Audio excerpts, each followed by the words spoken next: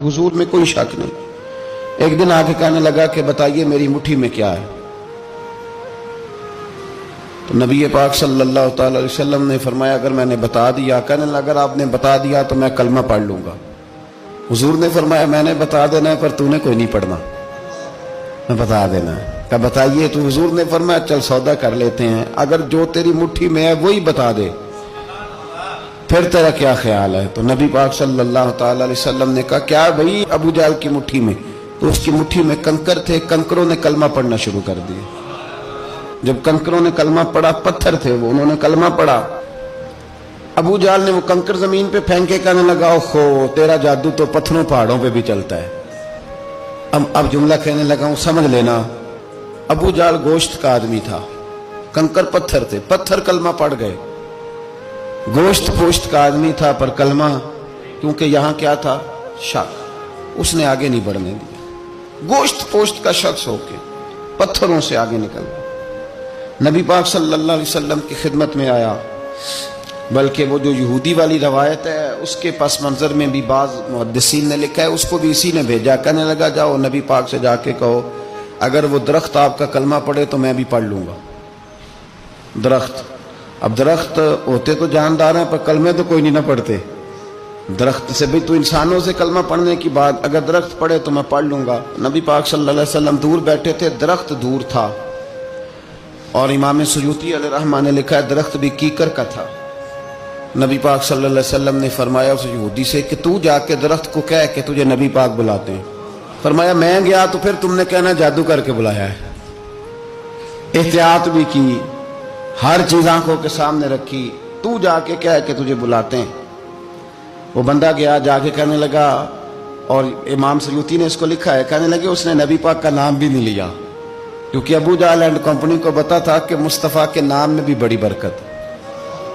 खाली नाम भी नहीं लिया, कहने लगा दरख्त वो जो सामने बैठे हैं ना वो तुझे बुला रहे।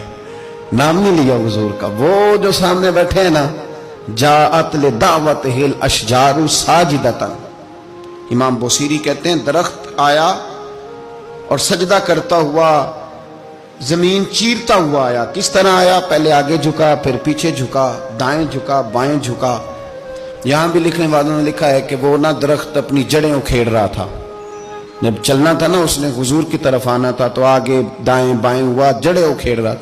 लेकिन हमारे उस्ताद जब हमें ये रवायत पढ़ाया करते थे तो कहते थे जड़ें नहीं उखेड़ रहा था। जब उसने सुना मुझे नबी पाक ने बुलाया तो उसे वजद हो गया था, वो झूमने लग गया था, झूम रहा था। हुजूर ने मुझे बुला लिया, जाअत ने दावत हिल अशजारु साजिदा।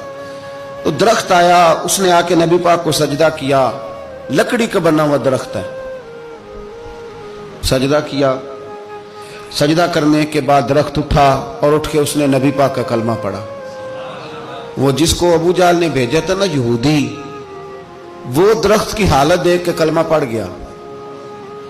वो कलमा पढ़ गया, लेकिन यही बेईमान कहने लगा ओए होए इनका तो दरख्तों पे भी जादू चलता है। ला रईब फी, शक कुरान पाक में, लेकिन अगर बंदे के दिमाग में हो उसका इलाज है कोई, इधर ही शक बैठ जाए। भाई सादी मिसाल देता हूं कि सामने दीवार साफ हो लेकिन गर्द अगर आईने पे पड़ी हो, दीवार साफ करनी चाहिए कि ऐनक का शीशा साफ करना चाहिए? सारी जिंदगी लोग दीवार साफ करते गुजार देते, सारी जिंदगी तराश खराश करते गुजार, अपनी मर्जी की पेंटिंग करते गुजार देते हैं, पर अपनी आंख की पुतली साफ नहीं करते। आंख की पुतली साफ नहीं करते। किसी ने हजरत रूमी से कहा था हुजूर दुनिया में कोई अच्छा मिलता नहीं, फरमाने लगे थोड़ा रोना शुरू कर ताकि तेरी पुतलियां वुजू कर लें, वुजू कर लें। वो उन्हें पता चल जाए कि कितने साफ सुथरे लोग दुनिया में पाए जाते। तो भाई शक, अबू जहल फिर आ गया, कहने लगा अगर आप चांद के 2 टुकड़े कर दें तो मैं कलमा पढ़ने को तैयार। अच्छा यहां भी बड़ी मजे की बात है, अल्लाह ने पहले कह दिया नबी पाक को कि इन्नल्लज़ीना कफरू सवाउन अलैहिम आ अनज़रतहुम अम लम तुनज़िरहुम ला युमिनून। महबूब ये जिनकी किस्मत में कुफर है ना, आप इन्हें डराएं चाहे ना डराएं, ये ईमान नहीं लाएंगे। कंकरों ने भी कलमा पढ़ लिया, दरख्तों ने भी पढ़ लिया, सारा कुछ हो गया, और अल्लाह ने भी कह दिया कि महबूब इस बेईमान ने कलमा नहीं पढ़ना। पर हुजूर ने फरमाया ये पढ़े ना पढ़े हमने मैदान नहीं छोड़ना। जितनी दफा आएगा ना ہم اسے ضرور معجزہ دکھائیں، جتنی دفعہ ہے، ہم کیوں میدان چھوڑ؟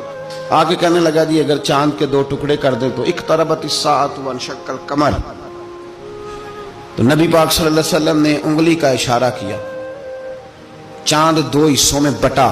کوہ صفا ایک پہاڑی تھی مکے میں، آدھا ٹکڑا پہاڑی کی اس جانب ہوا، آدھا اس جانب، یعنی وضاحت کی اللہ کریم نے کہ ایسے نہ ہو کہ یہ کہہ دی وہ تو ایسے بالکل شک ہوا تو مل گیا، پتہ نہیں میری آنکھوں پہ جادو ہو گیا، ملا ہے کہ نہیں ملا۔ جب ٹوٹا تو حدیث پاک میں آتا ہے کہ آدھا چاند کوہ صفا کی ادھر گیا اور آدھا تو پہاڑی تھی، چاند نیچے آیا، پہاڑی کے گرد گھوما، آگے جا کے ملا، یعنی وقفہ دیا گیا باقاعدہ دیکھنے کا، سمجھنے۔ پوری دنیا میں جتنے لوگ اس وقت چاند دیکھ رہے تھے، ہندوستان تک روایتوں میں ملتا ہے کہ لوگوں نے گواہی دی کہ ہم نے چاند ٹوٹتے دیکھا ہے۔ زمانہ مان گیا، لوگوں کی چیخیں نکل گئیں، لوگ قدموں میں گر گئے، پر وہ جس کے دماغ میں شک تھا نا وہ نہیں مانا۔ شجر و حجر پہچان گئے پر انسان کی نظروں میں شک ہی رہا۔ دنیا میں سب سے مجبور، کمزور، بزدل، کم فہم بندہ وہ ہے جس کے دماغ میں شک ہے۔